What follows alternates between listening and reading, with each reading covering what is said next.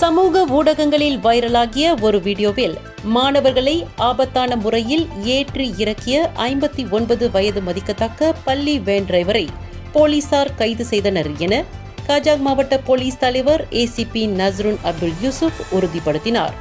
வைரலான 33 வினாடிகள் கொண்ட அந்த காணொலி வேன் நடுவீதியில் 2 பள்ளி மாணவர்களை ஏற்றிச் செல்வதும் இறக்கியதும் படம் பிடிக்கப்பட்டுள்ளது.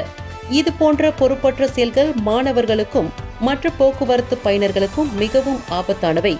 இந்த குற்றம் நிரூபிக்கப்பட்டால் அதிகபட்சம் 5 ஆண்டு சிறை மற்றும் வெள்ளி 5000 முதல் 15000 வரை அபராதம் விதிக்கப்படலாம் என போலீஸ் தெரிவித்துள்ளது.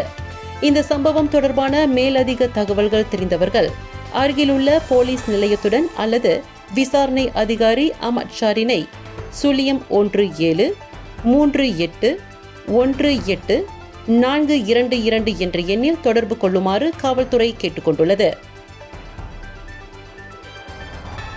இந்தியர்களின் இதய குரல் மக்களோசை.